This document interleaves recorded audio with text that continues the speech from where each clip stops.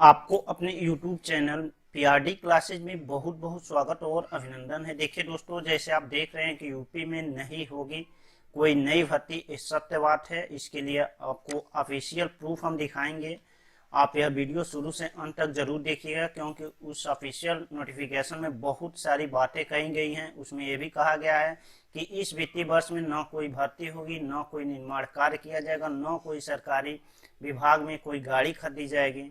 तो आइए देखते हैं इसके लिए ऑफिशियल नोटिफिकेशन मतलब ऑफिशियल न्यूज क्या है। तो देखिए आपके सामने है कि प्रेषक सचिव मित्तल, अपर मुख्य सचिव वित्त विभाग उत्तर प्रदेश शासन सेवा में समस्त अपर मुख्य सचिव आबलिक प्रमुख सचिव आबलिक सचिव उत्तर प्रदेश शासन। दूसरा कि समस्त विभागाध्यक्ष एवं कार्यालय अध्यक्ष उत्तर प्रदेश। वित्त आय व्यापक अनुभाग एक है और ये जारी कब हुआ था? 18 मई 2020 को यह जारी हुआ है लखनऊ से। देखिए इसमें दिया है कि विषय क्या है, तो कोविड-19 के कारण प्रदेश में लॉकडाउन घोषित होने के फलस्वरूप उत्पन्न विशेष परिस्थिति में व्यय प्रबंधन एवं मित व्ययता के लिए दिशा निर्देश महोदय विश्व स्वास्थ्य संगठन यानी कि WHO द्वारा कोविड-19 को महामारी घोषित किया गया है। लॉकडाउन घोषित होने से राज्य सरकार के राजस्व में अप्रत्याशित कमी आई है। अब देखिए दोस्तों, WHO ने कोविड-19 को महामारी घोषित कर दिया गया, जिससे राज्य सरकार में क्या हो गई है, राजस्व में बहुत मतलब अनुमान नहीं लगाया गया था, लेकिन ये कमी आ गई है। कोविड-19 महामारी की रोकथाम तथा जनहित के अन्य कार्यों हेतु संसाधनों की पर्याप्त उपलब्धता सुनिश्चित किया जाना आवश्यक है। इस स्थिति में संसाधनों के समुचित उपयोग तथा कैश प्रबंधन हेतु राज्य सरकार द्वारा वित्तीय वर्ष यानी 2020-21 के लिए निम्न निर्णय लिए गए हैं। पहला देखिए ऑप्शन यहाँ पे पहला कथन क्या है, तो पहला स्टेटमेंट ये है कि राज्य में कई केंद्र पुनर्निर्धारित योजनाएं संचालित हैं, जिनका सीधा लाभ प्रदेश की आम जनता को प्राप्त हो रहा है। इन योजनाओं में केंद्रांश की धनराशि प्राप्त होते ही विभाग को उपलब्ध करा दी जाती है। वर्तमान विशेष परिस्थिति में प्रदेश में राजस्व की प्राप्ति अपेक्षा में बहुत कमी हो रही है, अतः प्राप्त केंद्रांश की धनराशि सापेक्ष राज्यांश की धनराशि आवश्यकता अनुसार चरणों में उपलब्ध कराई जाएगी। यहाँ पे पहले कथन में एक क्या कहा गया है कि दोस्त कि मतलब केंद्र से कुछ ऐसी योजनाएं चलाई जा रही हैं जो सीधे राज्य सरकार को आती है और राज्य सरकार से सीधे विभाग को मतलब उसके संबंधित विभाग को ट्रांसफर कर दिया जाता है। जो लोग इससे लाभान्वित होते हैं उनको डायरेक्ट प्राप्त हो जाती है। लेकिन अब यहाँ पे ये कहा गया है कि केंद्र से जो राशि उनको प्राप्त होगी वो राज्य अब अपने अनुसार कई चरणों में वो लाभार्थी को भेजेगा। अब दूसरा है कि प्रदेश के समग्र विकास हेतु राज्य सरकार द्वारा अनेक राज्य पोषित योजनाएं चलाई जा रही हैं। वर्तमान विशेष परिस्थितियों के दृष्टिगत यह आवश्यक है कि सभी विभागों द्वारा ऐसी योजनाएं की समीक्षा कर ली जाए, उन्हीं योजनाओं को इस वित्त वर्ष में क्रियान्वित किया जाए जो अपरिहार्य प्रतीत होती है। ऐसी योजनाएं जो अपरिहार्य एवं आवश्यक न हो, उन्हें वर्तमान वित्तीय वर्ष में स्थगित किए जाने पर विचार कर लिए जाएं। अब दूसरा कहा गया है दोस्तों कि मतलब योजनाएं कहीं चलती हैं केंद्र सरकार या राज्य सरकार में, योजना जो राज्य सरकार द्वारा चलाई गई है और जो बहुत ही अति आवश्यक है, उसी योजनाओं को मतलब 2020-21 वित्त वर्ष में लागू किया जाए, मतलब वही योजनाएं चलाई जाए और जो अगर योजना चलाने योग्य न हो उन्हें स्थगित कर दिया जाए। तीसरा देखिए, तीसरा कि राज्य सरकार द्वारा वर्तमान में अनेक ऐसे निर्माण कार्य किए जा रहे हैं जिन्हें पूर्ण किए जाने हेतु धनराशि की आवश्यकता है, अतः बजट में उपलब्ध धनराशि का उपयोग ऐसे निर्माण कार्यों में ही किया जाए जो प्रारंभ किए जा चुके हैं। सीमित संसाधनों को ध्यान में रखते हुए केवल ऐसे नए निर्माण कार्य प्रारंभ किए जाएं जो अपरिहार्य एवं अत्यंत आवश्यक हो।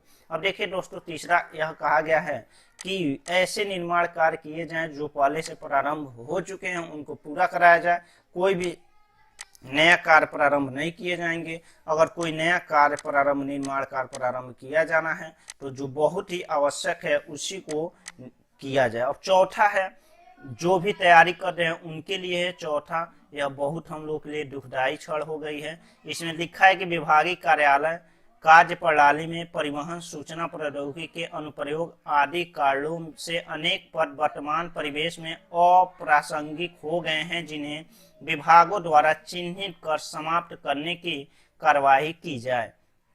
इन समाप्त किए जाने वाले पदों पर यदि कोई कर्मचारी कार्यरत हो तो देखिए दोस्तों, इस समय क्या कहा गया कि मतलब जितने भी विभाग में हैं वो सूचना प्रौद्योगिकी का अनुप्रयोग आदि कारणों से अनेक पद वर्तमान परिवेश में अप्रासंगिक, मतलब जो मतलब अगर ऐसे पद हैं जिनको मतलब इस समय मतलब कार्य करने में असमर्थ हैं, उनको चिन्हित करके उनको क्या किया जाएगा, उनको पद मुक्त किया जाएगा और फिर से जो भी अगर खाली सीट होती है उस पर कोई भर्ती नहीं होगी, विभाग में रिक्त पदों पर समायोजित किया जाए, मतलब उसको समायोजित किया जाएगा, जुटाया जाएगा। वर्तमान वित्तीय वर्ष में विभाग द्वारा नए पदों का सृजन नहीं किया जाएगा। यहाँ पे देखिए स्पष्ट है कि वर्तमान वित्तीय वर्ष में विभागों द्वारा नए पदों का सृजन नहीं किया जाएगा।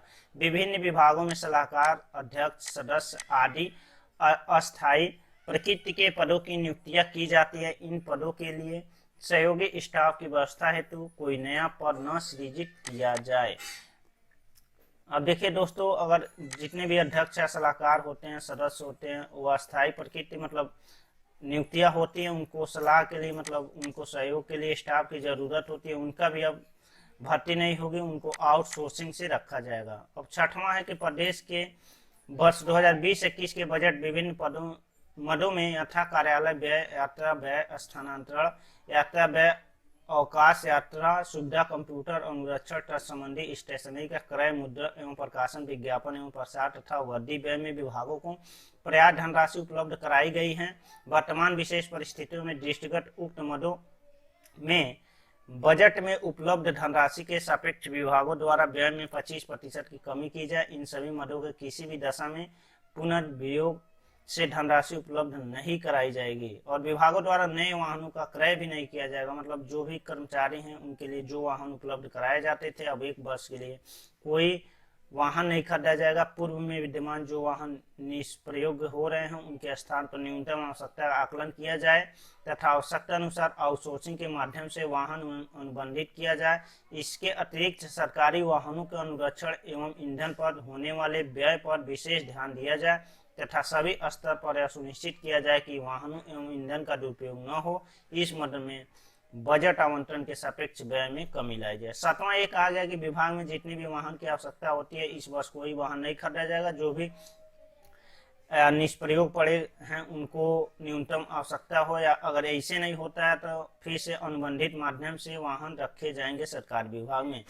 आठवां है कि शासकीय कार्यों के लिए की जाने वाली यात्राओं को आवश्यक एवं अपरिहार्य कार्यों की पूर्ति हेतु न्यूनतम रखा जाए तथा संभव वीडियो कॉन्फ्रेंसिंग के माध्यम से बैठकें आयोजित की जाए। आठवां में ये कहा गया है, आठवें में ये कहा गया है कि मतलब जो भी मतलब बैठक होती थी उसमें लोग जाकर मीटिंग करते थे, लेकिन अब ये कहा गया कि खर्च को बचाने के लिए वीडियो कॉन्फ्रेंसिंग के माध्यम से बैठक की जाए। जो अधिकारी हवाई यात्रा के लिए अधिकृत हैं वह इकोनॉमी क्लास में ही यात्रा करेंगे। वर्तमान वित्तीय वर्ष में एग्जीक्यूटिव बिजनेस क्लास में यात्रा पूर्णतः प्रतिबंधित रहेगी। नौवां है कि सम्मेलन, सेमिनार, कार्यशाला में आयोजन हेतु शासकीय भवनों परिसर का ही उपयोग किया जाए। वर्तमान वित्तीय वर्ष में किसी दशा में ऐसे आयोजन होटल का नहीं किया जाए। जो भी सम्मेलन होते हैं वे सार्वजनिक सभा में ही किया जाएगा, सार्वजनिक परिसर में ही किया जाएगा, वे किसी होटल में नहीं किया जाएगा। जो मतलब खर्चीला होगा उसमें नहीं किया जाएगा। उपयुक्त समस्त निर्देश सरकारी विभागों, यहाँ पे देख लीजिए दोस्तों, यहाँ पे लिखा है कि उपयुक्त समस्त निर्देश सरकारी विभागों, कार्यालयों के साथ साथ समस्त स्थानीय निकायों, स्वायत्त शासी संस्थाओं, प्राधिकरणों तथा राज्य विश्वविद्यालयों पर भी समान रूप से लागू होंगे। कृपया तदनुसार अपने अधीनस्थ संस्थाओं के अवगत कराते हुए अनुपालन सुनिश्चित कराने का कष्ट करें। उपयुक्त विषय के संबंध में समय समय पर पूर्व में निर्गत शासनादेशों को इस सीमा तक संशोधित समझा जाए। भौतिक सचिव वित्तल, अपर मुख्य सचिव। देखिए दोस्तों, इस बार मतलब 2020-21 में कोई नई भर्ती नहीं होगी। यहाँ तक कि जो पद मतलब इस समय बहुत सुचारू रूप से काम नहीं कर रहे हैं उनको पद मुक्त भी किया जाएगा और जो भी पद रिक्त होंगे उस पे 2020-21 में कोई भी पद पे भर्ती नहीं होगी। यूपी सरकार का यह बहुत बड़ी फैसला है और तैयारी कर रहे छात्रों के लिए बहुत ही दुखदायी पल है। अगर ये आपको वीडियो पसंद आ जाए तो इस चैनल को सब्सक्राइब कर दीजिए और अधिक से अधिक शेयर कीजिए। धन्यवाद।